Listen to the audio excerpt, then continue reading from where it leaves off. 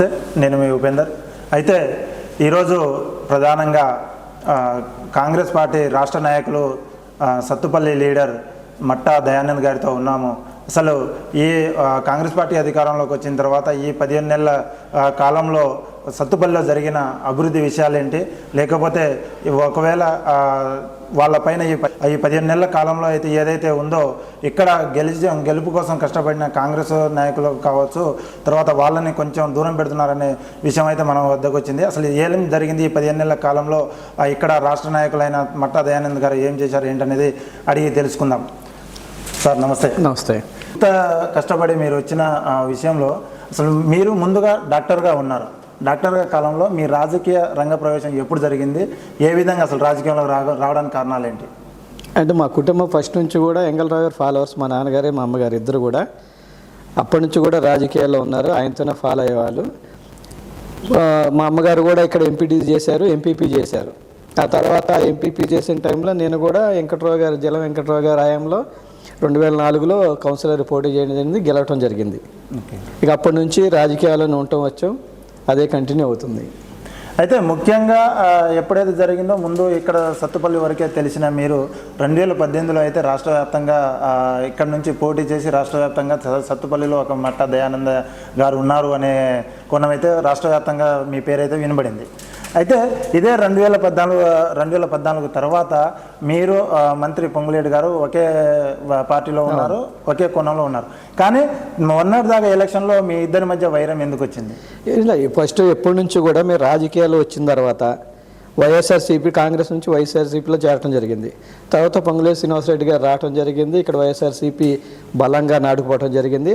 అప్పటి నుంచి శ్రీనివాసరెడ్డి గారితోనే మా ప్రయాణం, ఇప్పుడు కూడా ఆయనతో ప్రయాణం జరుగుతున్నది, అందరికీ తెలిసిన విషయమే. అంటే కొంత గ్యాప్ వస్తానికి కారణం ఏంటంటే అది పెద్ద గ్యాప్ కూడా కాదు, ఎందుకంటే మనకి రాజకీయాల్లో అభిప్రాయాలు వాళ్ళకుంటాయి, అది సహజం. నా అభిప్రాయం ప్రకారం నేను కాంగ్రెస్ అన్న, అంతే తప్ప ఏం లేదు, ఇద్దరికి ఎప్పుడు కూడా గ్యాప్ ఏం లేదు. ఇప్పుడు మీరు చూస్తూనే ఉన్నారు, అంతా కూడా కలిసే పోటీ చేశారు, అంతా కలిసే తిరుగుతున్నాం. మాకు వాళ్ళ శ్రీనివాసరెడ్డి గారికి ఎలాంటి భేదాభిప్రాయాలు ఎప్పుడూ కూడా శ్రీనివాసరెడ్డి గారు ఎమ్మటుంటానికే ఇష్టపడుతుంది, దాని ఇబ్బంది లేదు అసలు. అయితే ముఖ్యంగా గత ప్రభుత్వంలో ఇక్కడ జరిగిన అభివృద్ధి పనులకు తర్వాత ఇక్కడ మీరు చేసిన ఈ 15 నెలల కాలంలో అభివృద్ధి ఏం చేశారు, తేడా ఏం చూపించారంటే ఏం చెప్పగలరు? మనం వచ్చింది సంవత్సరం కాలమే, సంవత్సరం 14 నెలలు అయింది. కానీ గత బీఆర్ఎస్ ప్రభుత్వం దాదాపు 10 సంవత్సరాల నుంచి ఇక్కడ ఉంది. మాజీ ఎమ్మెల్యే దాదాపు 15 సంవత్సరాల నుంచి 3 టర్మ్ నుంచి ఇక్కడ ఎమ్మెల్యే. దానికి దీనికి చూస్తే ప్రజలకు అర్థమవుతూనే ఉంది.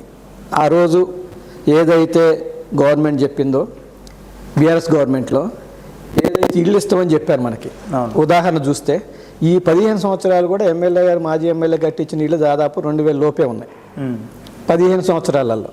ఓకే, అది కూడా కొన్ని గ్రామాల్లోనే వచ్చింది. దాదాపు 80% గ్రామాలలో ఇందిరా మనకి ఏదైతే ఇళ్ళు ఉన్నాయో అవి లేనేలు ఆయన హయాంలో. అయితే అదే ఇల్లు ఇవ్వలేదని చెప్తున్నారు కదా, ఇదే ఇందిరమ్మ పథకం పైలట్ ప్రాజెక్ట్ కింద ఇదే సత్తుపల్లి నియోజకవర్గంలో పైలట్ ప్రాజెక్ట్ కొన్ని గ్రామాలు అయితే 5 గ్రామాలు తీసుకున్నాం, ఒక ఆ 5 గ్రామాలలో మీరు వేసిన ఇందిరమ్మ కమిటీకి సంబంధం లేకుండా లిస్ట్ వచ్చిందనేది పబ్లిక్ టాక్. అట్లది ఏం లేదు. అదేంటంటే ఇదివరకు చూసిన ప్రజాపాలనలో తీసుకున్న లిస్టు ప్రకారమే వచ్చినాయి. దాని ప్రకారం మళ్ళీ, ఎందుకంటే మనం ఇచ్చేది ఒక్కొక్క ఊర్లో నుంచి 25 నుంచి 30 ఇళ్ళు ఉంటాం, ఒక్కొక్క ఊర్లో కావాల్సిన దాదాపు 100 నుంచి 150 ఇళ్ళు ఉంటాయి. అంటే ఒక్కో సంవత్సరానికి మనం 30 ఇళ్ళు చొప్పున ఇస్తే ఈ 5 సంవత్సరాలలో 150 ఇళ్ళు అయిపోతాయి.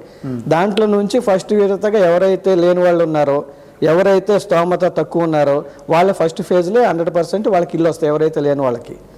ఇదే జరుగుతుంది. అలా కాకుండా కొంతమందికి ఎవరికైతే కొద్ది గొప్ప కొన్ని ఎకరాల ల్యాండ్ ఉన్నదో, తర్వాత ఇంట్లో ఉద్యోగాలు ఉండొచ్చు, ఈ ఫస్ట్ విడతలో ఏదైతే సర్వే జరిగిందో, గ్రామ సభలు ఏదైతే నిర్వహించారో ఆ గ్రామ సభలో మాత్రం ఇలా తప్పుల తడక అయితే వచ్చిందని, తప్పుల తడక అన్ని కూడా పక్కన పెట్టించాం. మీరు చెప్పింది వాస్తవమే. కాకపోతే ఆ లిస్టు కూడా అందరూ చూసేసి గ్రామాల వాడు చెప్పాం. ఫస్ట్ ఎవరైతే ఇళ్ళ స్థలం ఉంటుందో, ఇల్లు లేకుండా ఉంటారో, ఎవరైతే ఇబ్బంది పడుతున్నారో, ఒక ఇంట్లో 3 ఉన్నారా, లేనున్నారా, లేకపోతే బిలో ప్రావర్టీలు ఎంతమంది ఉన్నారు, అసలు స్థలాలు లేకుండా ఎంతమంది అని చెప్పి ఐడెంటిఫికేషన్ చేయడం జరిగింది. దాని ప్రకారమే లిస్టులో ఉన్న ప్రకారమే ఇల్లు సెలెక్ట్ చేస్తారు. ఎవరైతే కనుక మూతబడి రైతులు కానీ ఎవరున్నా కానీ ఎట్టి పరిస్థితుల్లో కూడా వాళ్ళకి ఇల్లు ఇచ్చే ప్రసక్తే లేదు. ఎందుకంటే రేవంత్ రెడ్డి గారు కానీ మన పొంగులేటి శ్రీనివాసరెడ్డి గారు కరెక్ట్ చెప్తున్నారు, ఎప్పుడు కూడా చెప్పేది మంత్రి గారు, ఎవరైతే నిజంగా లబ్ధిదారులు ఉంటారో, ఎవరైతే దీనికి అర్హులు ఉంటారో వాళ్ళని ముందు సెలెక్ట్ చేయని చెప్పారు. ఖచ్చితంగా ఆ విధంగా జరుగుతుంది తప్ప ఇలాంటి అవతవలు ఎట్టి పరిస్థితుల్లో జరగవు. అయితే కొంతంగా మీ గెలుపు కోసం ఎవరైతే కష్టపడ్డ కార్యకర్తలు, విలేజెస్లో కార్యకర్తలు ఎవరైతే ఉన్నారో వాటిని మీరు గెలిచిన తర్వాత కొన్నాళ్ళ తర్వాత వాళ్ళని దూరం పెట్టేసి తర్వాత పార్టీలోకి జాయిన్ అయిన వాళ్ళని వెనకేసుకొని తిరుగుతున్నారు అనేది ఒకటి చెప్తాను మీకు. అంటే ఇందుట్లో పచ్చి అబద్ధం అనేది మీరు చెప్పేది కూడా రాంగ్. మీకు ఎవరు ఇచ్చారు కానీ నేను కాంగ్రెస్ పార్టీ మీకు గెలిచిన తర్వాత పక్క పార్టీ నుంచి ఎవరిని చేర్చుకోలేదు. మీరు గమనించండి, మీరు అబ్జర్వ్ చేసుకున్న నియోజకవర్గం వ్యాప్తంగా కూడా కాదు, స్టేట్లోనే సత్యపల్లి నియోజకవర్గం మోడల్ నియోజకవర్గం. కారణం ఏంటంటే ఎంత పెద్ద లీడర్లు వచ్చినా సరే మేము చేర్చుకోలేదు. కారణం ఏంటంటే మేము అందుట్లో ఉన్నప్పుడు మాకు ఎగ్నెస్ట్ చేశారు.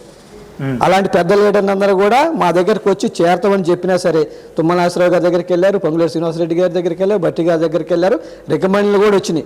అయినా సరే ఎట్టి పరిస్థితి నేను ఒకటే పాలసీ తీసుకున్నా, ఎవరైతే నాకు ఎలక్షన్స్ ముందు నాకు పనిచేశారో, నా కోసం కష్టపడ్డారో వాళ్ళకే ప్రిఫరెన్స్ ఉంటుంది తప్ప కొత్తగా వచ్చి ఇప్పుడు జాయిన్ అవుతుందని చెప్పే వాళ్ళకి ఎట్టి మాత్రం ప్రిఫరెన్స్ అనేది ఉండదు. అది 100% వాస్తవం. మీరు నియోజకవర్గంగా తెలుసుకున్న అదే ఉంటుంది. ఇంత మట్టికి నేను ఎవరిని కూడా చేర్చుకోవాలా, ఒక 4-5 కూడా చేర్చుకున్నా. అది కూడా ఎట్లా, అక్కడ ఉన్న గ్రామంలో అందరూ కూడా ఏకీభవించి ఆ నాయకుని చేర్చుకుందామంటేనే చేర్చుకున్నాం తప్ప నా సొంత అభిప్రాయం కూడా ఎప్పుడు కూడా తీసుకోలేదు. కార్యకర్తలు అందరికీ కూడా తెలిసిందే. అయితే మొట్టమొదటి నుంచి ఉన్న కాంగ్రెస్ పార్టీ కార్యకర్తలు ఎవరైతే ఉన్నారో ఆ తర్వాత మీరు కాంగ్రెస్ పార్టీలోకి వచ్చిన తర్వాత మీతో పాటు వచ్చిన కాంగ్రెస్ పార్టీ లీడర్లు ఎవరైతే ఉన్నారో వాళ్ళిద్దరి మధ్య కొంత వ్యత్యాసం అయితే ఉందని చెప్పేసి అట్లే ఒక విధంగా చెప్పాలంటే కాంగ్రెస్ ఇక్కడ మనం చూస్తూనే ఉన్నాం. సత్తుపల్లి నియోజకవర్గం దాదాపు 15 సంవత్సరాల నుంచి నిర్వీర్యం అయింది. అవును, అప్పుడున్న నాయకులు దీని గురించి పట్టుకునే పరిస్థితి లేదు. కాంగ్రెస్ నేను కాంగ్రెస్ జాయిన్ అయిన తర్వాత ఆ రోజు నుంచి ఇక్కడ కాంగ్రెస్లోకి మళ్ళీ వలసలు రావడం జరిగింది, నాతో పాటే చేరటం జరిగింది. ఆ చేరే క్రమంలో ఇక్కడ ఉన్న పెద్ద నాయకులు ఎన్నో అవరాధాలు కల్పించారు. అయినా సరే ఎవరిని లెక్క చేయలే. మా పందాలు మేము పోయి, ఎందుకంటే ఫస్ట్ నుంచి కూడా మాది కాంగ్రెస్ ఫ్యామిలీ. కొన్ని కారణాలు పక్క పార్టీలకు వెళ్ళాల్సి వచ్చింది, మళ్ళీ దీంట్లోకి వచ్చాం.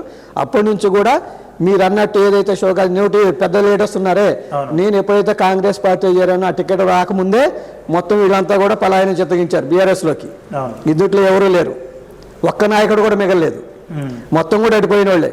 తర్వాత ఏదైతే కాంగ్రెస్ ఒక నిర్ణయం ఇచ్చి చేర్చుకోండి అనగానే వీళ్ళు దొడ్డిదారిన కొంతమంది దగ్గర జాయిన్ అయ్యారు. ఆ జాయిన్ వచ్చిన వాళ్ళు ఇప్పుడు కూడా మేము పక్కనే పెట్టాం. ఎందుకంటే పార్టీ కోసం కష్టపడి కష్టకాలంలో ఉన్నప్పుడు పార్టీని ఆదుకోకుండా మళ్ళీ గెలిచిన తర్వాత నువ్వు పార్టీలోకి వస్తే నేను యాక్సెప్ట్ చేసే పరిస్థితి లేదు. వాళ్ళ మాత్రం ఎట్టి పరిస్థితుల్లో రానివ్వట్లేదు. ఇది మాత్రం వాస్తవం. ఎందుకంటే ఈ నియోజకవర్గంలో ఎవరు చేరాలన్నా సరే అది ఎమ్మెల్యే గారు చేరాల్సిందే, అంతేగాని వేరే వాళ్ళ దగ్గర చేరొచ్చి ఈ నియోజకవర్గంలో మేము పెత్తనం చేస్తామంటే అది ఎట్టి పరిస్థితుల్లో కుదరదు. ఇక్కడ ఎమ్మెల్యే గారు ఫైనల్. మరి ఇక్కడ ఎందుకు విలేజ్లలో దాదాపుగా ఒక్కొక్క విలేజ్లో నుంచి పాత కాంగ్రెస్ కొత్త కాంగ్రెస్ మీతో పాటు వచ్చిన వాళ్ళు ఇదే విధంగా మమ్మల్ని పట్టించుకోవట్లేదని చెప్పేసి దాదాపుగా విలేజ్ల నుంచి పబ్లిక్ టాక్ అయితే బాగా నడుస్తుంది. ఇది వ్యతిరేకత లేకపోతే చెప్తాను. ఇక్కడ నియోజకవర్గం వ్యాప్తంగా పాత కాంగ్రెస్ నున్న ఎవరైతే మండలాధ్యక్షులు ఉన్నారో వాళ్ళని ఒక్కళ్ళు కూడా మార్చలేదు నేను. ఎవరైతే గ్రామ పంచాయతీలో ఉన్నారో వాళ్ళని ఎవరిని కూడా నేను మార్చలేదు. ప్లస్ ఇప్పుడు నీలాద్రి టెంపుల్ కాంగ్రెస్ వాళ్ళకి ఇచ్చాం, పాత కాంగ్రెస్కి. అలాగే మనకి వేణుగోపాల స్వామి టెంపుల్ అది పాత కాంగ్రెస్కి ఇచ్చాం. కందుకూర్ది పాత కాంగ్రెస్కి ఇచ్చాం. వాళ్ళకే మెయిన్ ప్రిఫరెన్స్ ఇస్తాం తప్ప ఇప్పుడు వచ్చిన వాళ్ళకంటూ ఎవరికి ఇవ్వలేదు. ఇప్పుడు ఏమైనా పార్టీ అధ్యక్షులు కానీ మండల ఇప్పుడు నేను చెప్తున్నా కదా, ఎవరైతే కాంగ్రెస్లో పాత కాంగ్రెస్లో ఉన్నారో వాళ్ళనే కంటిన్యూ చేస్తాను. ఇప్పుడు మార్చే ఉద్దేశం మాకు లేదు. ఎవరైనా వయసులు ఇచ్చి ఏదన్నా మాకు వద్దనుకుంటే తప్ప ఎట్టి పరిస్థితుల్లో కూడా మార్చే ప్రసక్తే లేదు. అయితే ఇక్కడ వచ్చేసి ఎమ్మెల్యేగా భార్య ఎమ్మెల్యేగా ఉన్నప్పుడు భర్త వచ్చేసి పెత్తనం చెలాయిస్తున్నాడు, డీ ట్యాక్స్ వసూలు చేస్తున్నారు. వచ్చేసి ఎమ్మెల్యేగా భార్య ఎమ్మెల్యేగా ఉన్నప్పుడు భర్త వచ్చేసి పెత్తనం చెలాయిస్తున్నాడు, డీ ట్యాక్స్ వసూలు చేస్తున్నారు అని చెప్పేసి మాజీ మంత్రి బహిరంగంగా, మాజీ ఎమ్మెల్యే సండ్ర వెంకటయ్య గారు బహిరంగ ఆరోపణ చేశారు. అసలు మాజీ ఎమ్మెల్యే గురించి చెప్పాలంటే 2014 ఎలక్షన్ దాదాపు నేను 2500తోనే ఓడిపోయాం. 2018 నుంచి అంటే అంతకుముందు 2011 నుంచి కూడా నియోజకవర్గంలో విస్తృత స్థాయిగా ఎప్పుడు కూడా ఇప్పుడు కూడా ప్రజలతోనే కలిసి ఉంటున్నాం. ప్రజల పక్షానే ఇప్పుడు పోరాడాం. ప్రజలు ఏది చెప్తే అది చేసాం. ఏంటంటే ఆయనకి ఒక ఫోబియా పడ్డది. అసలు 2014లోనే ఆయన ఓడిపోవాలి. కాకపోతే అప్పుడు వచ్చిన మేము కొత్తగా వచ్చాం, రాజకీయాలకు అనుభవం లేదు, మా వెంట కూడా పెద్ద పెద్ద లీడర్స్ కూడా లేదు ఆ రోజు. అందుట్లో వైసీపీ ఇక్కడ కొత్తగా దాంట్లో వచ్చింది ఏంటంటే ఆంధ్ర పార్టీ తెలంగాణ పార్టీని డివైడ్ చేశారు ఆ రోజు. అయినా సరే ఇక్కడున్న ప్రజలు మా మీద అభిమానంతో మేము చేసిన సర్వీస్తో దాదాపు 2400 ఓట్లతో ఓడిపోయాం. ఆ తర్వాత కూడా ఇప్పుడు కూడా తర్వాత కొన్ని కారణాల వల్ల ఇప్పుడు శ్రీనివాసరెడ్డి గారు కానీ మేము కానీ తమ్ముళ్ళు గారు అందరూ కూడా బీఆర్ఎస్ పార్టీలో చేరారు.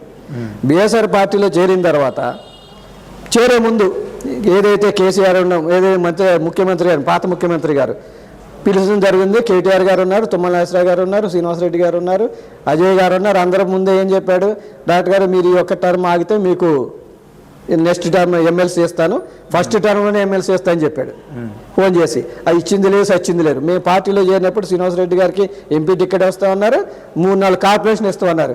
అవి ఇచ్చిన దాఖలు లేదు. ఏ రోజు కూడా మన పొంగులేటి శ్రీనివాసరెడ్డి గారు కానీ నేను కానీ ఎప్పుడు క్యాంప్ ఆఫీస్కి వెళ్ళాలో ఏ రోజు కూడా మర్యాద ఇచ్చిన పరిస్థితి లేదు. వెళితే పొద్దు నుంచి సాయంత్రం దాకా 4-5 గంటలు కూర్చోవడం తప్ప ఏం లేదు. ఎవరికి ఇచ్చింది కూడా లేదు ఆయన. అయితే ఇప్పుడు అయితే 2018 తర్వాత బీఆర్ఎస్ పార్టీలో ఉన్నాం. ఆయన కూడా ఏంటంటే మమ్మల్ని నెక్స్ట్ టైం మేము పోటీ చేస్తున్న ఉద్దేశంతో ఏదో మమ్మల్ని తొక్కాలని చూశాడు. ముఖ్యంగా చెప్పాలంటే మాజీ ఎమ్మెల్యే చేసిన పెద్ద కుట్ర ఏంటంటే నా క్యాస్ట్ సర్టిఫికేట్ క్యాన్సిల్ చేయటం. క్యాన్సిల్ చేయటం ఎందుకంటే నేను ఓడిపోతాను తెలుసు. ఆయన నా మీద అయితే ఇప్పుడు వచ్చిన 20,000 కదా 50,000తో ఓడిపోయాడు. నేనైతే నేనుండే పరిస్థితి 50,000తో ఓడిపోయాడు. ఆ ఉద్దేశంతో ఏం చేశాను, నైట్ నా క్యాస్ట్ సర్టిఫికేట్ అంటే 2014లో నేను పోటీ చేశాను. అంతమంది కౌన్సిలర్ పోటీ చేశాను, దిశ కమిటీ మెంబర్ని ఎస్సీ దాంట్లోనే.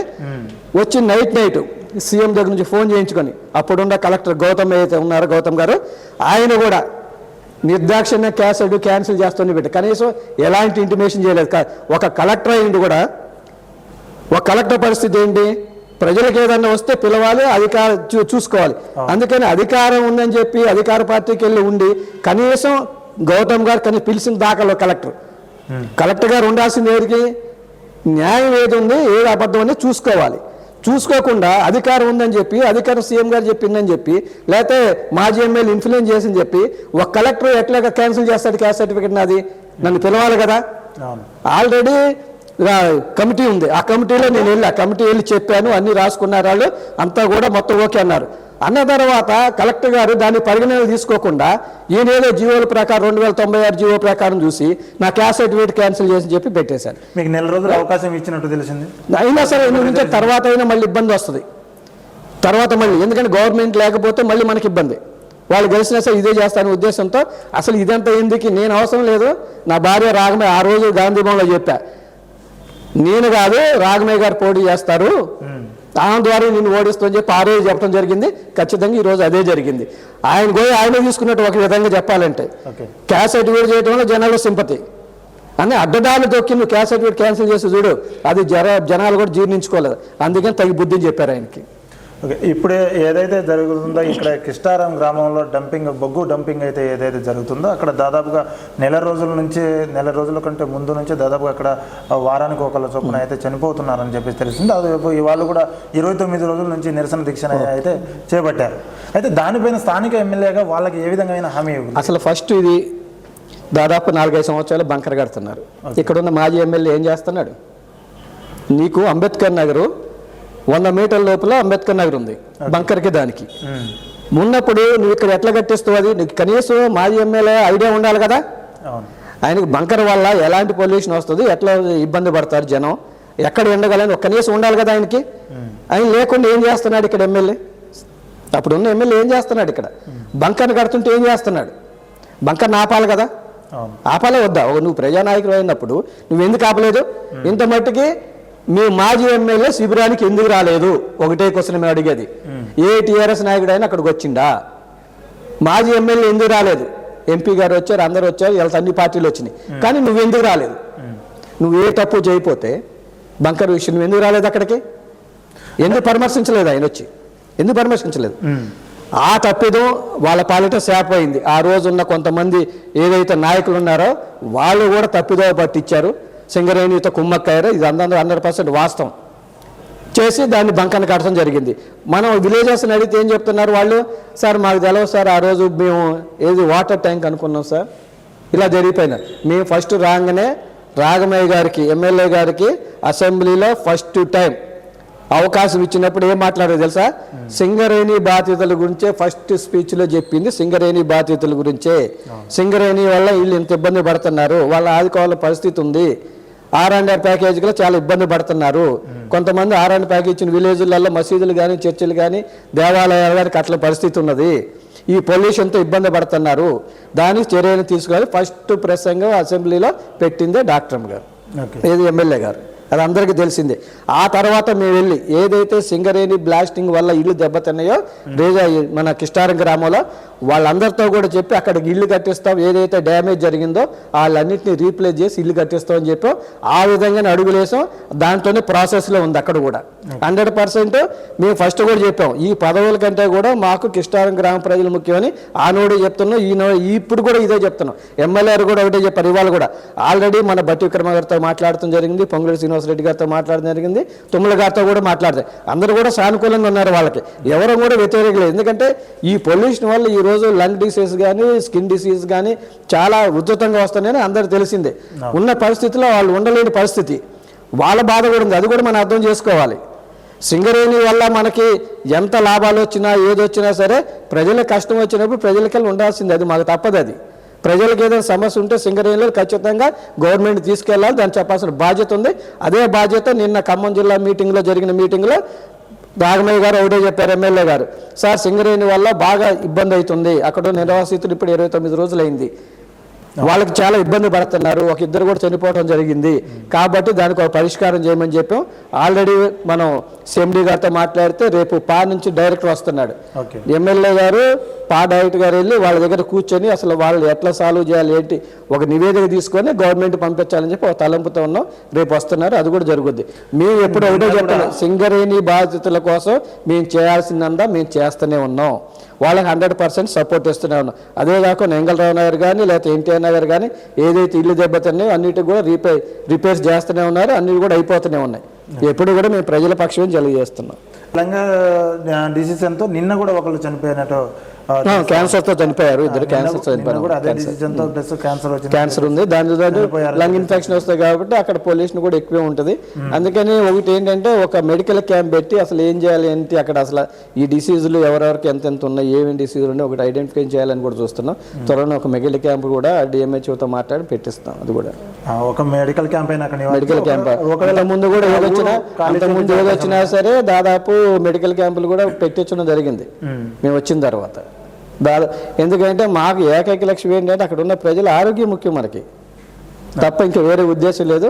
100% వాళ్ళకి ఏది కావాలో చేయడానికి మేము సిద్ధంగా ఉన్నాం. మా లెవెల్లో కొన్ని మా లెవెల్లో కాకుండా మంత్రి వారి లెవెల్లో ఉంటుంది, డిప్యూటీ సీఎం గారి లెవెల్లో ఉంటుంది, అలాగే ముఖ్యమంత్రి గారి లెవెల్లో ఉంటుంది. సరే ఏ లెవెల్లో ఉన్నా సరే ఇక్కడ ఉన్న ఏదైతే విషయాలు ఉన్నాయో అవి మంత్రుల దగ్గరికి తీసుకెళ్తున్నారు, డిప్యూటీ సీఎం గారి దగ్గర తీసుకెళ్తున్నారు, సీఎం గారితో కూడా చెప్తారు.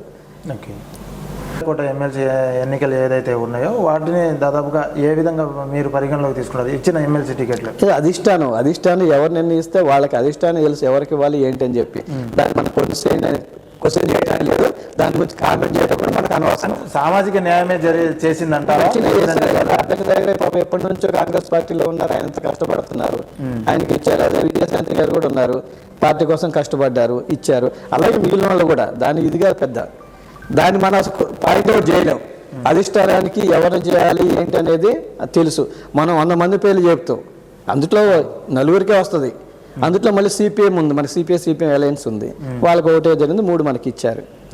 ఏది ఉన్నా సరే ఆ 4 సీట్లు గెలవడం 100% జరుగుద్ది డెఫినెట్గా. ఓకే, ఇప్పుడున్న ఈ ఆరోపణలు ఏదైతే ఉన్నాయో ఇవన్నీ కావచ్చు, లేకపోతే గత బీఆర్ఎస్ ప్రభుత్వంలో ఏవేవైతే జరిగినా అప్పుడు మీకు కూడా అదే బీఆర్ఎస్ ప్రభుత్వంలో ఉన్నప్పుడు మీకు కూడా కొన్ని ఇబ్బందులు ఎదురైనాయి, 100% ఎదురైనాయి. కానీ అలాంటి ఉద్దేశంలోనే కొంత ఇప్పుడు శ్రీలక్ష్మీపురం విలేజ్ కావచ్చు, తర్వాత వేరే విలేజ్ నుంచి అలాంటివి ఏమైనా మీరు కూడా అదే రూట్లో నడుస్తున్నారని చెప్పేసి తెలుస్తాం. అట్లాంటివి ఏముండవు, ప్రజలకు ఏది అవసరం అయితే అది చేస్తాం అంతే. మేము ఒకళ్ళిద్దరి కోసం మేము ఆలోచించాం, గుర్తుంచుకోండి.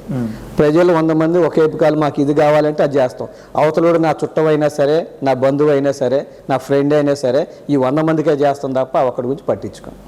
అయితే దాదాపుగా ఇప్పుడున్న ఈ 15 నెలల కాలంలో మీరు చేసిన దాంట్లో మాత్రం నాకు పూర్తిగా ఉన్న సమాచారం ప్రకారం ఆ కార్యకర్తలు ఎవరైతే ఉన్నారో వాటిని పట్టించుకోవట్లేదు, వారిని ఎక్కడెక్కడ ఉంది నెగిటివ్ అనేది చూసి మీరు ఇంకా జాగ్రత్త పడతారనేది ఒకటి. కార్యకర్తలను ఎప్పుడూ దూరం చేసేలేదు, ఎందుకంటే మా దగ్గర దాదాపు నియోజకవర్గ వ్యాప్తంగా ప్రతిరోజు 10 నుంచి 15 విలువ తెచ్చు ప్రతి కార్యకర్తను కలుస్తూ ఉంటారు. మా మీద ఆరోపణలు చేసేది ఎవడో ప్రతిపక్షం తప్ప సొంత పార్టీ వాళ్ళు ఎవరు అనరు. ఎవరికి మేము అన్యాయం చేయాలి? ఇప్పుడు వచ్చిన పదవులు కూడా కొన్నే వచ్చినాయి, వచ్చే దాంట్లో కూడా ఎవరైతే కాంగ్రెస్ వాళ్ళకు ఉన్నారో ఇప్పుడు మనతో పాటు ఎవరు చేయాలో అందరికీ సమాన న్యాయం ఉంటుంది 100%. ఇది వాస్తవం. అయితే ఎప్పుడైతే ఏదైతే కౌన్సిలర్గా నడుస్తుందో రేపు వచ్చే ఎలక్షన్లో ఏమైనా పార్టీ మార్పు అవకాశం ఉంటే మీరు బీఆర్ఎస్ నుంచి వచ్చే వాళ్ళకి ఏమైనా అవకాశం కల్పించబోతున్నారు? అసలు నేను ఒకటే పాలసీ, నా పాలసీ ఒకటే, తెలంగాణ మొత్తం మీద నేను తీసుకున్న పాలసీ ఒకటే.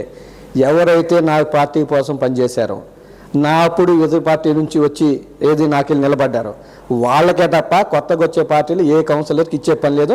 నేను అసలు ఏ లీడర్ని కూడా చేర్చుకోవడానికి నాకు ఇష్టం ఉండదు. ఒకవేళ ఆ పరిస్థితి వస్తే అక్కడున్న నాయకులు, ఆ గ్రామంలో ఉన్న నాయకులు, కార్యకర్తలు ఊకమ్మడిగా వచ్చి వీళ్ళ పార్టీలో చేర్చుకుంటే అంటే తప్ప చేర్చుకుంటే తప్ప ఏ లీడర్ చెప్పినా ఎవరు చెప్పినా పార్టీలు చేసుకునే ప్రసక్తే లేదు. నా స్టాండ్ అది. ఎందుకంటే వాళ్ళు వచ్చిన తర్వాత గ్రూపులు పెట్టుకొని మనం ఇప్పటికీ ఉన్న కార్యకర్తలు వాళ్ళు న్యాయం చేస్తే చాలు, కొత్తగా వచ్చిన వాళ్ళకి మనకు అవసరం లేదని నా అభిప్రాయం.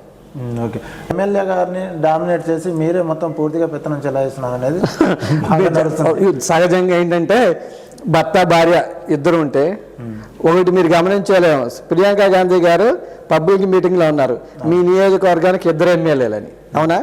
అంటే ఎమ్మెల్యేలు అంటే ఒక జీతంతో ఇద్దరం పనిచేస్తున్నాం. ఎమ్మెల్యే గారికి ఒక జీతం, పనిచేసేది ఇద్దరం. ఎమ్మెల్యే గారు అసెంబ్లీలో ఉంటారు, నేను ఇక్కడ ఉంటా. ప్రజలకు ఏ ఇబ్బంది కలగకుండా చూసుకోవటం మా పని. ఒకళ్ళు నేను హైదరాబాద్లో ఉంటే ఎమ్మెల్యే గారు ఇక్కడ ఉంటారు, ప్రజలకు అందుబాటులో. ఇద్దరం కూడా నిత్యం 24 అవర్స్ ప్రజల కోసమే పాటుపడుతున్నాం. మా సొంతానికి కాదు. ఇంటికి వచ్చి మా ఇంటికి పొద్దున 6 మొదలు పెడితే నైట్ 12 అయింది. మేము పండుకున్న వచ్చి లేపి మాతో పని చేయించుకుంటారు. అంత స్వతంత్రం ఉంది ఇక్కడ. అంతేగాని ఎమ్మెల్యేగా డామినేషను ఎట్ట డామినేషన్ చేస్తారు? నేను ఏ అధికార పార్టీ ఏది కార్యక్రమంలో నేను ఏది పాల్గొన్నాను. మీరు చూసారో లేదు, ఎన్ని మీటింగ్లో చూడండి, నేను దేంట్లో కూడా పైన స్టేజ్ మీద కూర్చోను. అయితే ఒక సంస్థ వచ్చి మీకు పేదవాళ్ళకి ఇల్లు కట్టిస్తానని చెప్పేసి ఎమ్మెల్యే గారితోనే శంకుస్థాపన చేయించడం జరిగింది. అంటే ఇప్పుడు కొన్ని సంస్థలు వస్తాయి, ఒకటి చెప్తాను, కొన్ని సంస్థలు వస్తుంటాయి మనకి. వచ్చినప్పుడు వాళ్ళు చూపిస్తారు పలానా దగ్గర ఈ కట్టేవమ్మా, పలానా దగ్గర ఈ కట్టమని. అది కూడా మేము పిలవలేదు. ఆ విలేజర్స్ ఏదైతే ఉన్నారో ఒక 50 మంది వచ్చారు మా దగ్గరికి. వచ్చి అమ్మా ఈయన ఇల్లు కట్టిస్తా అని చెప్తున్నాడమ్మా, ఇది చూడండి అంటే వాళ్ళు చూశారు. ఒక ఇల్లు కట్టిస్తే కట్టించండి అని చెప్పారు. అంతే తప్ప మీకు వాడి వల్ల నష్టం జరుగుద్దా లాభం జరగద్దని మనకు తెలియదు. ఎందుకంటే వాళ్ళు విలేజర్స్ తీసుకొచ్చినాయి. అది తర్వాత మేము ఎంక్వైరీ చేసాం అసలు వీడి పరిస్థితి ఏంటి. ఆడెళ్ళిన 2వ రోజే అసలు వీడిని ఇల్లు కట్టిస్తా అంటున్నారు. మేము ఓపెనింగ్ రోజే మాకు అర్థమైంది. అక్కడ ఎమ్మటినే సిఏ గారికి ఎస్ఐ గారు చేసి వీడి గురించి ఎంక్వైరీ చేయండి, వీడు ఏం చేస్తాడు. వాళ్ళు ఎంక్వైరీ చేసి వారంలో రిపోర్ట్ ఇచ్చారు, ఇదంతా ఫ్రాడ్. తీసుకొచ్చి లోన్ అయ్యమనం అయిపోయింది. అది శంకుస్థాపన ముందు చేసుకోవాల్సిన కదా మీరు. నీకు విలేజర్స్ రేపు పొద్దునే ఈ రోజు నైట్ వచ్చారు, 10ంటికి వచ్చారు. ఓకే, మాకు ఆలోచించుకునే టైం కాదు. విలేజర్స్ అంటే 50 మంది వచ్చినప్పుడు విలేజర్స్ అంతా మేమందరం ఎస్సీలమ్మ మాకు ఇల్లు వస్తున్నాయి, దయచేసి మీరు రాండి, మాకు లాభం చేయకూడదంటే మానవతా దృక్పథంతో తెల్లారి పొద్దున మధ్య టైం లేదు, మేము పండుకునే టైంకి 11 10ంటికి వచ్చారు. వచ్చి శంకుస్థాపన చేశారు తప్ప అందుట్లో ఆడేదో మాది జాతర మేమేదో ఆడే జాతర అని కాదు. ఓకే, అయితే సత్తుపల్లి నియోజకవర్గంలో ఏవేవైతే జరుగుతున్నాయో అసలు వ్యతిరేకత ఉందా లేదా అని చెప్పేసి పూర్తిగా మట్టా దయానంద్ గారు అయితే వివరించడం జరిగింది. అయితే పూర్తిగా ఆఖరిగా చివరి ప్రశ్న ఏంటంటే, ఇప్పటి వరకు ఈ 15 నెలల కాలం కావచ్చు, తర్వాత నెక్స్ట్ జరిగే 3.5 సంవత్సరాలు కావచ్చు, ఈ సంవత్సరాల కాలంలో ఇంకా ఏమేమి అభివృద్ధి పనులు చేయబోతున్నారు? దాదాపు ఈ సంవత్సరంలో మనం దాదాపు 200 కోట్లకి మనం అభివృద్ధి పనులు చేసాం. 200 కోట్లు. ఓకే, 200 కోట్లు. ఇది వాస్తవం. మేము చేసిన కార్యక్రమాలు కూడా ఉన్నాయి. ఎవడెవడ చెత్తవాడు వాక్కుంటా ఏం చేయలేదు, వీళ్ళు పెళ్ళిళ్ళకి ఫంక్షన్లకు వెళ్తా అంటారు. పెళ్ళిళ్ళు ఫంక్షన్కి వెళ్ళేది ఎందుకు? మన వాళ్ళు పిలిచారనుకో చావుకైనా, ఇప్పుడు మీరు నన్ను పిలుస్తారు తెలిసి మేము వెళ్తాం, తప్పది. మరి మాజీ ఎమ్మెల్యే తిరిగింది కదా, అప్పుడు వీళ్ళకి గుర్తు రాలేదా? మేము ప్రజల కోసమే కదా మమేకమయ్యేది. ప్రజలకు ఏ కష్టం వచ్చినా నష్టం వచ్చినా సంతోషంగా ఉన్నా దుఃఖంగా ఉన్నా వెళ్ళాల్సిన బాధ్యత మాది. ఈ కాన్స్టిట్యున్సీలు గెలిపించారు మా మీద నమ్మకంతో. కాబట్టి మాకు ఎవరు పిలిచినా సరే వాళ్ళ దగ్గరికి వెళ్తాం. దాన్ని నువ్వు నెగిటివ్గా తీసుకుంటావు. ఇప్పుడు అన్నోడు క్వశ్చన్ వేసినోడు వాడి ఇంట్లో ఎవడో చచ్చిపోయింది అనుకో, వాడు నాయకుని పిలుచుకుంటాడు కదా, వాడు వస్తాం తప్ప లేకపోతే నువ్వు ఇంట్లో పెళ్లి చేసుకుంటాడో పిలిస్తే తప్ప. ఈ ఎదవ కామెంట్లు పెడతారు చూడు, వాళ్ళకు బుద్ధి ఉండాలి. వాస్తవానికి మనం ఏం చేసామని చూడు. ఏంటంటే మనంతా హిందూ కుటుంబాలలో కానీ దీంట్లో కానీ ముస్లిమ్స్ క్రిస్టియన్స్లో కానీ ఒకళ్ళు పిలిస్తే వెళ్తుంటారు. అది సహజంగా. దాదాపు 200 కోట్లు ఈ సంవత్సరంలో మనం చేయాల్సింది అభివృద్ధి చేసాం కూడా.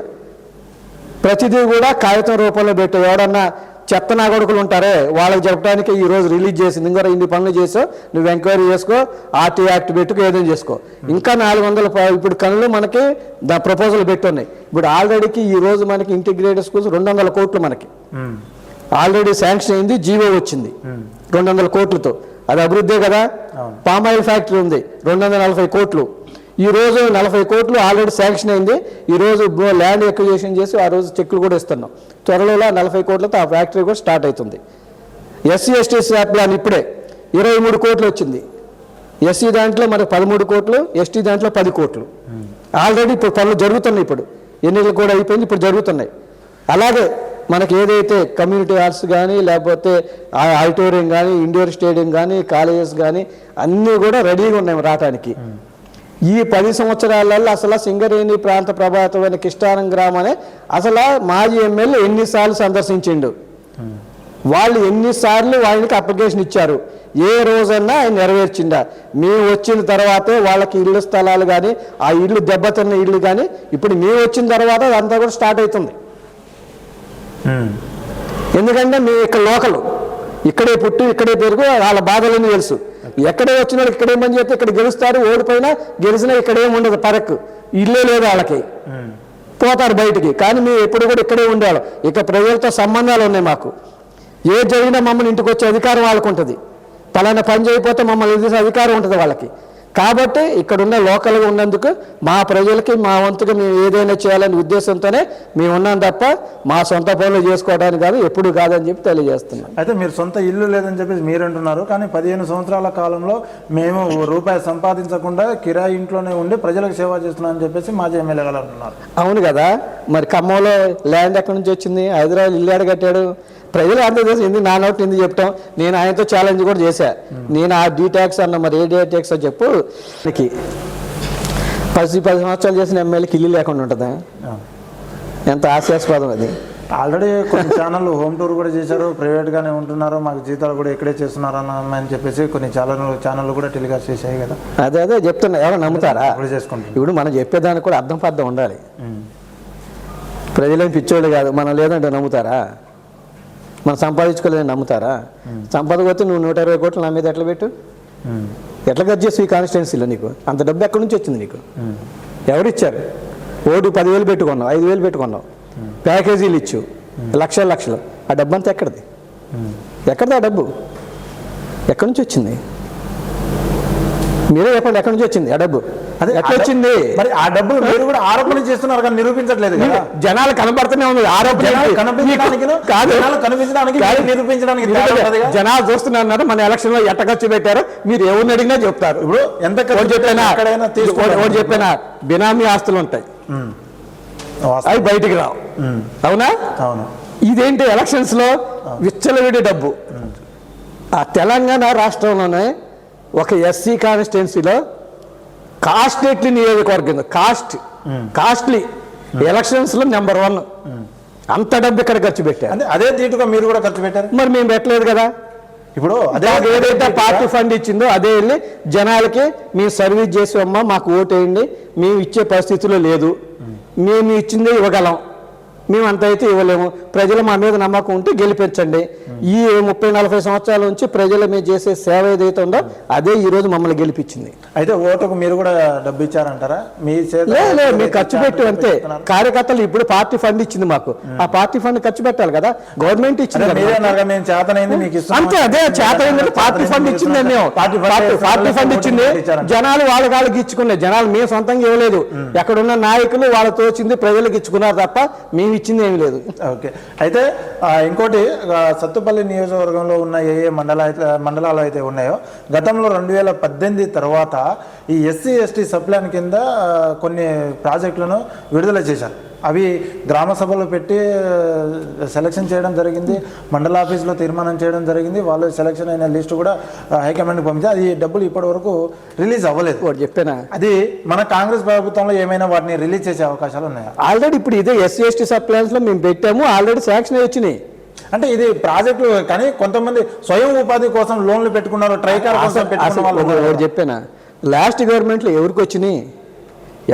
ఎక్కడ వచ్చినాయి? ఒక ఇందిరమ్మలు ఇచ్చినాయా? ఒక ఫంక్షన్స్ వచ్చినాయా? వితంతు ఫంక్షన్ కానీ, వికలాంగుల ఫంక్షన్ కానీ, రేషన్ కార్డు కానీ ఈ 10 సంవత్సరాలు ఒక్కటన్నా వచ్చిందా? పెన్షన్ ఇచ్చింది 2000 వాళ్ళే అని చెప్తున్నారు. ఇప్పుడు వాళ్ళే కాంగ్రెస్ పార్టీ 15 ఆ ఫంక్షన్స్ కానీ ఉంది. వితంతు ఫంక్షన్లు కానీ, వికలాంగుల ఫంక్షన్లు కానీ ఏదైనా కొత్తవి వచ్చినాయా? ఆ రోజు రాజశేఖర రెడ్డి గారి హయాంలో కాంగ్రెస్ వచ్చిన ఫంక్షన్లే వీళ్ళు పెంచి దాన్నే ఇచ్చారు తప్ప కొత్తగా నేను ఫలానా వాళ్ళకి ఇచ్చానని చెప్పి బీఆర్ఎస్ ప్రభుత్వం చెప్పగలదా? ఈ 10 సంవత్సరాలు చెప్పగలదా?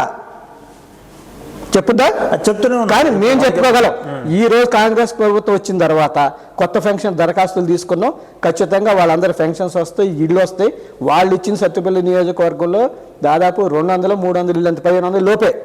కానీ ఈరోజు ఏదైతే పొంగులేటి శ్రీనివాసరెడ్డి గారు మనకు హౌసింగ్ మినిస్టర్ అవటం వల్ల మన అదృష్టం కూడా, ఖమ్మం జిల్లా అదృష్టం కూడా, అది మా అదృష్టం కూడా. ఎందుకంటే మా నియోజకవర్గం కావటం, ఏదైతే 3500 ఇచ్చారో దానికి అదనంగా ఇంకొక 1000 ఇళ్ళు కూడా అడిగాం.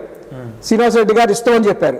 అలాగే తుమ్మల నాగేశ్వరరావు గారు ఏదైనా మనకి ఇప్పుడు ఫామ్ ఆయిల్ ఫ్యాక్టరీ ఉంది, శాంక్షన్ చేయించారు. అది కూడా మా అచీవ్మెంట్. ఎందుకంటే మేము ఉన్నప్పుడు మా హయాంలో ఒక ఫ్యాక్టరీ వస్తుంది, ఒక ఇంటిగ్రేటెడ్ స్కూల్స్ వస్తుంది పర్మనెంట్గా. ఇవన్నీ భూ నివాసితులు ఏదైతే ఉన్నారో ఈ 10 సంవత్సరాలలో పెద్ద పెద్ద వాళ్ళకి తప్ప సింగరేణిలో మిగిలిన చిన్న చిన్న వాళ్ళకి రాని పరిస్థితి ఉంది. అలాంటి దాదాపు 150 నుంచి 200 మంది రైతులకు ఏదైతే 2 కుంటలు, 3 కుంటలు, 4 కుంటలు, 10 కుంటలు ఉన్న రైతులు ఉన్నారో వాళ్ళకి కలెక్టర్ గారు, ఇప్పుడున్న కలెక్టర్ గారు చాలా యాక్టివ్, చాలా ఇది కూడా ఆయన హయాంలో వీళ్ళందరి మీద చూసి ఎమ్మటనే దాదాపు ఆ రైతులందరూ కూడా రిలీజ్ చేయడం జరిగింది కలెక్టర్ గారు. అయితే మీరు ఇప్పుడు కలెక్టర్ గారి సందర్భం తీసుకొచ్చారు కాబట్టి మీరు ఆ కలెక్టర్ విషయం మీద మీకు ఒక క్వశ్చన్ వేయాలనుకుంటున్నాను. అది ఇప్పుడున్న ఏదైతే కలెక్టర్ గారు ఏదైతే ఉన్నారో ఇప్పుడున్న కలెక్టర్లు ఎవరి మాట అయినట్లేదు, చదువుకొని కలెక్టర్ ఉద్యోగాలు సంపాదించుకున్నారు తప్ప పని చేయట్లేదు, ఏసీలో కూర్చున్నారని చెప్పేసి సీఎం గారు నాకు స్వయంగా చెప్పారని చెప్పేసి ఎమ్మెల్యే గారు చెప్పిన మీరు తప్పిన్నారు. ఓకే, అది అయిపోయింది. ఆ రోజు మీరు చేసే లైవ్ కాస్ట్ ఉన్నారు, దాని ఉద్దేశం ఏం తెలుసా? ఐఏఎస్లు కష్టపడి చదువుకొని 4-5 సంవత్సరాలు చదువుకొని రిలాక్స్ అవుతారు అన్నారు. ఐఏ ఆఫీసర్లు కాదు అమ్మాయి, మీరు చూసుకోండి. అది నేను ఎన్నదని మీరే తప్పు టెలికాస్ట్ చేశారు. అది అన్నది ఏంటి? ఐఏఎస్ అయిపోయిన తర్వాత రిలాక్సేషన్ అయ్యారు, మన వాళ్ళు కూడా అట్లే ఉన్నారు, అట్లా ఉండకూడదని ఐఏఎస్ ఆఫీసర్ చెప్పేదండి. ఐఏఎస్ కాదు, ఐఏఎస్ ఆఫీసర్ వచ్చింది కాదు, ఐఏఎస్ రాసిన తర్వాత రిలాక్స్ అయ్యారు. మీరు చూడ ఆఫీసర్స్ అనలేదు, మీరు ఒకసారి వినండి అన్నది నేను చెప్పేదండి. రిలాక్స్ అయ్యారని చెప్పారు. మన కార్యకర్తలు కూడా ఏంటి, ఎలక్షన్లు అయిపోయింది కాబట్టి మీరు రిలాక్స్ అయ్యారు, మనం వాళ్ళలాగా ఉండకూడదు. వాళ్ళ పోస్టింగ్లు ఎక్కడిస్తారో, ఐఏఎస్లు ఎక్కడిస్తారో మనకు తెలియదు. కానీ మన కార్యకర్తలు నిత్యం ప్రజల్లో ఉండాలి, ప్రజలకు ఏది ఉపయోగపడితే అది చేయాలనే ఉద్దేశంతో మాట్లాడే తప్ప ఏ ఐఏఎస్ కానీ ఎవరిని కించపరిచేదో మాట్లాడలేదు. సీఎం రేవంత్ రెడ్డి గారు పబ్లిక్ మీటింగ్ లో కొంతమంది ఐఏఎస్లు ఏసీ రూమ్ లో కూర్చొని పని చేయట్లేదు అని చెప్పేసి సీఎం రేవంత్ రెడ్డి గారు పబ్లిక్ మీటింగ్ లో చెప్పారు. అదే తరుణంలో ఆ కోణంలోనే తర్వాత ఎమ్మెల్యే గారు ఏమన్నారు, అదే మీటింగ్ లో కొంతమంది కలెక్టర్లు చదువుకున్న తర్వాత ఉద్యోగం వచ్చిన తర్వాత రిలాక్స్ అవుతున్నారని చెప్పి ఉద్యోగం వల్లేదు ఉన్నప్పుడు ప్రజలు ఏ కోణంలో అవుతానా? సీఎం గారు మీ దాంట్లో ఉంది, మీరు వేసిన క్వశ్చన్లను కొంతమంది మేము కూడా అంతే, కొంతమంది అందరూ ఉండరు, ఐఏఎస్లు కానీ ఐపీఎస్లు కానీ అందరూ ఉండరు. ఆ కొంతమంది గురించే మాట్లాడారు. తప్పే ఉంటది? ఆ కొంతమంది గురించే కదా మాట్లాడింది. పోయిన గవర్నమెంట్ లో మనం చూస్తూనే ఉన్నాం కదా. చాలా మంది ఏం చేశారు? ఇప్పుడు నా ఉదాహరణ చూస్తే నాదే. ఒక కలెక్టర్ ఉండి ప్రజా సమస్యల మీద ప్రజల కోసం చెప్పాల్సిన collector night caste certificate cancel చేసిన ఉద్దేశం ఏంటి? ఏంటి ఉద్దేశం? ఆ కలెక్టర్ ఉద్దేశం ఏంటి? ఏమనుకోవాలి? అయితే ఎప్పుడున్నా ఆయన వల్ల మా జీవితకాలం పోద్ది, తప్పుడు నిర్ణయం వల్ల. వాళ్ళ కలెక్టర్ గారు, జిల్లా కలెక్టర్ గారికి ఉండి ప్రజలకు మంచి చేయాలి, ప్రజలకు ఏది ఉపయోగపడితే అది చేయాలి. నేనేమనాలి? నేను ఆ కలెక్టర్ గురించి ఏం మాట్లాడాలి? నేను చెప్పాలి. ఆ రోజు మీకు అదే చెప్పే కదా, ఫస్ట్ నుంచి చెప్తూనే ఉన్నారు మాకు అన్యాయం జరిగింది, కనీసం మమ్మల్ని కమిటీ ఉంటుంది, కలెక్టర్ పిలిచి మమ్మల్ని అడగాలి. ఈ రోజు కమిటీలో చెప్తారు, పిలిచి అడగాలి కలెక్టర్. కానీ రాజకీయ ఒత్తిళ్ళకి కలెక్టర్ గారు లొంగి నైట్ నాకు పొద్దున్న పంపించారు, మీ క్యాస్ట్ సర్టిఫికేట్ క్యాన్సిల్ చేస్తున్నాం. మేము ఎప్పుడు 30 సంవత్సరాల నుంచి ఉన్న క్యాస్ట్ సర్టిఫికేట్ ఎలా క్యాస్ట్ చేస్తారు? అది క్యాన్సిల్ చేస్తారు. మరి నీకు ఎంతమంది కాదు మీరు ఇచ్చారు? ఎంఆర్ఓలే కదా ఇచ్చింది, మనకి ఎంఆర్ఓలే కదా ఇచ్చింది. 15 మంది ఎంఆర్ఓలు ఇచ్చారు నాకు. అంటే 15 మందిని సస్పెండ్ చేయాలి కదా, నాతో పాటు వీళ్ళందరినీ చేయాలి కదా. అది ఇంటర్ కాస్ట్ మ్యారేజ్ చేసుకునే కొన్ని వేల మంది ఉన్నారు, వాళ్ళ క్యాస్ట్ సర్టిఫికేట్ క్యాన్సిల్ చేయాలి కదా నాతో పాటు. చేయాలా వద్దా? మరేది ఏదైతే రాజకీయ అధికారంలో మీరున్నారు కదా, ఇప్పుడు ఈరోజు మీరు అధికారంలో ఉన్నారు, ఉన్నా సరే. అధికారంలో వచ్చిన తర్వాత నాకు కక్షపూరితంగా నాకు క్యాస్ట్ సర్టిఫికేట్ ఇచ్చారని చెప్పేసి ఆ కలెక్టర్ మీద ఏదైనా కోర్టు ఏం చెప్పిందో తెలుసా? కోర్టు కూడా మీ కోర్టుకి వెళ్ళినప్పుడు నెల రోజులు దాన్ని సస్పెండ్ చేసింది ఆయన ఆర్డర్ని. వాళ్ళ దగ్గర ఎలాంటిది లేదు, ఏదో ట్యాప్కి ఏదో ఒకటి తీసుకురావటం. అంటే నా కేసులో ఏజీ వచ్చిండు, అడ్వకేట్ జనరల్ వచ్చిండు నా కేసుకి. అంటే ఎంత కక్షపూరిత వాతావరణం అంటే అది ఏజీ ఎప్పుడు వస్తాడు? చాలా పెద్ద కేసులకి ఆయన వచ్చేది. నా కేసుకి ఏజీ వచ్చింది వాదించడానికి. అయినా సరే దాంట్లో ఇది లేదు కాబట్టి నిలవకుండా నెల రోజులు మనకి దాన్ని ఆభ్యాస్తాను అని చెప్పి నేను ఎలక్షన్ ఉంచవచ్చు. తర్వాత నెల రోజుల తర్వాత ఏమైతే తెలియదు. మళ్ళీ 100% నేనే గెలుస్తా కోర్టులో, ఆదేమోతోనే ఉన్నాం. వాళ్ళు ఏం చెప్పారంటే, జడ్జి గారు ఏం చెప్పారు, దీన్ని మళ్ళీ గవర్నమెంట్కి ఇస్తున్నాం, గవర్నమెంట్ డెసిషన్ తీసుకోమని గవర్నమెంట్కి అప్ చెప్పారు. మేము అధికారం ఉన్న కాబట్టి ఈ పాటికల్ నెల రోజులు తీసుకోవాల్సింది కదా సర్టిఫికేట్, మరి అధికారాన్ని ఉపయోగించుకొని. కానీ అట్లా ఉపయోగించుకోవట్లా, ఏదైతే ప్రొసీజర్ ఉంటే దాన్నే ఫాలో అవ్వమంటున్నా గవర్నమెంట్ని. మేము ఎలిజిబుల్ కాలేదని గవర్నమెంట్ తేల్చిన తర్వాత సర్టిఫికేట్ ఇవ్వమన్నాం. మేము అధికార దూరానే పాల్పడట్లేదు, మాకు అధికారం ఉంది అని చెప్పి 6 నెలల్లోనే మేము క్యాష్ సర్టిఫికేట్ తీసుకోవచ్చు కదా, ఇంత మట్టికి తీసుకోవాలా? ఏదైతే కోర్టు ఇచ్చిందో రూల్స్ దాని ప్రకారమే మేము ఉన్నాం తప్ప రెండో డివియేషన్ మాకు లేదు. అయితే కొంతమంది ఇప్పుడు కొంతమంది ఎమ్మెల్యేలు ఆరోపణలు చేస్తున్నారు, ఏదైతే స్థానికంగా కలెక్టర్లు ఉన్నారో వాళ్ళు మంత్రులు చెప్తూనే వింటున్నారు, లేకపోతే ఇన్ఛార్జ్ మంత్రి ఏదైనా పని కోసం వెళ్తే ఇన్ఛార్జ్ మంత్రి ఫోన్ చేస్తే మాత్రమే కలెక్టర్లు పనిచేస్తున్నారు, స్థానిక ఎమ్మెల్యేలతో మాత్రం కలెక్టర్లు పనిచేయడం. మాకు వేరే నియోజకవర్గాలతో పని లేదు, వాళ్ళల్లో మేము వేలు పెట్టేది నేను అదే అంటున్నా. ఇప్పుడున్న ఏదైతే కలెక్టర్ గారు ఉన్న ఖమ్మం జిల్లా కలెక్టర్ గారు ఉన్నారో 100% ఈ ఎఫిషియెంట్, హానెస్ట్. మేము ఏదన్నా వెళ్ళి అడిగి చెప్పినా కూడా వెంటనే స్పందిస్తారు, దానికి సాధ్యాలు చూసి ఎమ్మటే శాంక్షన్ చేస్తారు.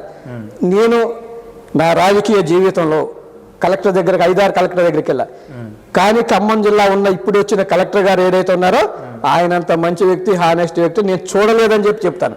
ఇక ముందు చూస్తానని కూడా తెలియదు. ప్రజలకి ఏ సమస్య ఉన్నా సరే చాలా ఆయనకి హోదా, ఏది ఎంత అసౌకర్యంగా ఉన్నా సరే కానీ నవ్వుతా మాట్లాడతారు. ప్రజలకు ఏదొచ్చినా సరే స్పందిస్తారు. మంత్రులు చెప్పినా ఏది చెప్పినా మేము చెప్పినా సరే, మంత్రులు ఏది చెప్పినా అంతే స్వీకరిస్తారు, మేము ఏది చెప్పినా మాకు ఆ రెస్పెక్ట్ ఇస్తారు ఆయన.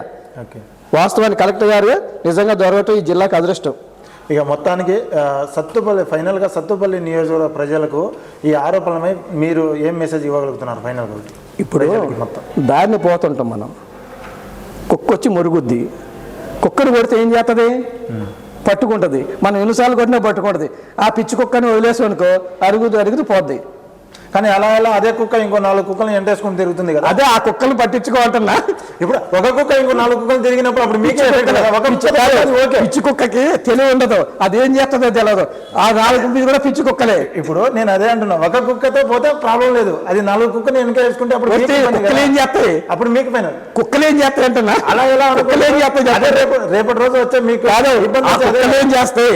కానీ ప్రజలకు మీకు ఓటేసి ప్రజలు సమాధానం చెప్పే దమ్ము ధైర్యం మాకుంది. అందుకే నియోజకవర్గంలో ధైర్యంగా తిరుగుతున్నాం. ఈ రోజు ప్రజల మధ్యన ఉన్నాం కాబట్టి మాకు ఏ ఒడుగు తెలియదు, ఇక్కడ ఉన్న ప్రజలందరికీ తెలుసు. గవర్నమెంట్ని మేము ఎలా ప్రొడక్ట్ చేస్తున్నది ప్రజలకు తెలుసు. మేము ఏ పథకం వచ్చినా సరే, ఏది వచ్చినా సరే, ఇప్పుడున్న పరిస్థితిలో గవర్నమెంట్ ఈ పరిస్థితిలో ఉంది. 7 కోట్ల లక్షలు అప్పుడు మన మీద పెట్టెళ్ళారు. కాబట్టి మీరు కూడా ఆలోచించండి. మీ ఇల్లు దగ్గర ప్రజలకు అదే చెప్తున్నాం, మనకి ఈ పథకాలు ఇస్తున్నారు, అన్ని పథకాలు కూడా రాబోయే 100% వస్తాయి, ఎలాంటి ఇబ్బంది లేదు అని చెప్పడం వల్ల ప్రజల్లోకి వెళ్తారు. ప్రజలకి భయపడి మీ ఇంట్లో ఉండట్లేదు. ప్రజలు ఏదో క్వశ్చన్ అడిగినా సరే దాన్ని ఫేస్ చేయడానికి సిద్ధంగా ఉన్నాం. దానికి తగ్గ సమాధానం ప్రజలే చెప్తున్నాం, వాళ్ళు హ్యాపీగా ఫీల్ అవుతున్నారు. వాళ్ళు కూడా ప్రజలు కూడా ఈరోజు మూర్ఖులేం కాదు, పథకాలన్నీ మాకు రావాలని అడగట్లేదు.